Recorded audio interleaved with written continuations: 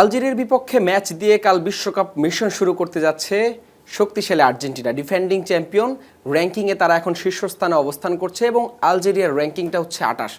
র্যাঙ্কিংয়ের ব্যবধান, শক্তিমত্তা, সাম্প্রতিক পরিসংখ্যান যাই বলেন না কেন, নিঃসন্দেহে আলবিসেলেস্তারা এই ম্যাচে ফেভারিট এবং তারা সব দিক থেকে এগিয়ে আছে, সেটা নিয়ে কোনো সংশয় নেই। তবে তরুণ স্ট্রাইকার আলজেরিয়ার ইব্রাহিম মাজা, তিনি এক প্রকার চ্যালেঞ্জ ছুড়ে দিয়েছেন। আসলে সপ্তাহখানেক আগে তিনি একটা ইন্টারভিউতে বলেছেন আর্জেন্টিনাকে হারাতে তারা সবভাবেই প্রস্তুত এবং তাদের সেই সক্ষমতা রয়েছে। ইব্রাহিম মাজা, যিনি বায়ার লেভারকুসেনের হয়ে খেলেন, আলজেরিয়া এবং বায়ার লেভারকুসেন এই দুই জায়গায় মূলত ইব্রাহিম মাজাকে ম্যারাডোনা হিসেবে ডাকা হয়।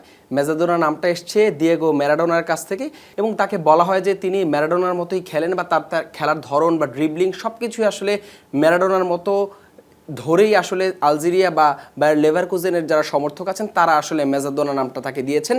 এই ২০ বছর বয়সী তরুণ স্ট্রাইকার মনে করেন যে আর্জেন্টিনাকে তারা হারাতে সবভাবেই প্রস্তুত।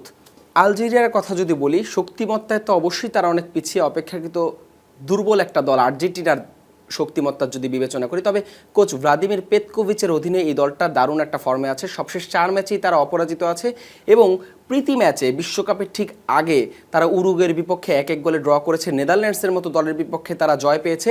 সব মিলে তাদের অবস্থাটা, সব সাম্প্রতিক যে পারফরমেন্স, সেদিক থেকে তারা কিছুটা স্বস্তিতেই রয়েছে বলা যায়। এবং আলজেরিয়ার সবচেয়ে বড় তারকা রিয়াদ মাহরেজের কথা যদি বলি, তার যে গতি, তার যে পারফরমেন্স, সব মিলে আর্জেন্টাইন ফুলব্যাকদের কিছুটা কঠিন পরীক্ষায় হয়তো দিতে হতে পারে এবং রিয়াদ মাহরেজকে যদি আর্জেন্টিনা আটকাতে পারে, আমার কাছে মনে হয় আলজেরিয়ার বিপক্ষে এই ম্যাচে খুব একটা কঠিন হবে না আর্জেন্টিনার জন্য এই ম্যাচটা।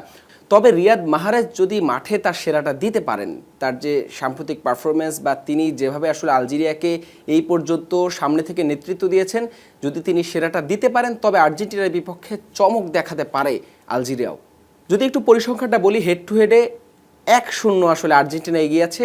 ২০০৭ সালে একমাত্র ম্যাচে আলজেরিয়ার বিপক্ষে মুখোমুখি হয়েছিল লিওনেল মেসির দল এবং সেই ম্যাচে মেসি জোড়া গোল করেছিল। ৪-৩ গোলে আলজেরিয়াকে হারায় আর্জেন্টিনা। ৭ গোলের একটা মহাযুদ্ধ দেখেছিল ফুটবল বিশ্ব এবং সেখানে লিওনেল মেসির ২ গোল ছাড়াও কার্লোস তেভেজ তিনিও গোল করেছিলেন। হাড্ডাহাড্ডি একটা লড়াই হয়েছিল, যদিও শেষ পর্যন্ত সেই ম্যাচে জয়টা শেষ পর্যন্ত তুলে নিয়েছিল আলবিসেলেস্তারা। এবং সেই ম্যাচে লিওনেল মেসির কথা যখন বলছি, সেই মেসির নতুন একটি বিশ্বকাপ মিশন শুরু হতে যাচ্ছে কাল। সেই ম্যাচে অনন্য কীর্তিও করতে যাচ্ছেন মেসি। ৬ষ্ঠ বিশ্বকাপ এটি তার, ৬ বিশ্বকাপ খেলার অনন্য রেকর্ডটাও তিনি গড়তে যাচ্ছেন। একই সঙ্গে এটি মেসির ২০০তম আন্তর্জাতিক ম্যাচ।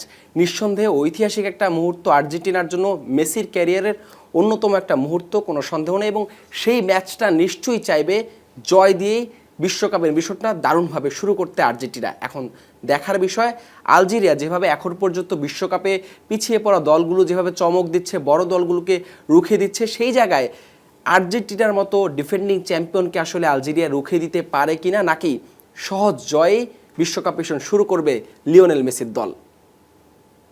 হাসান আল মারুফ, যমুনা স্পোর্টস।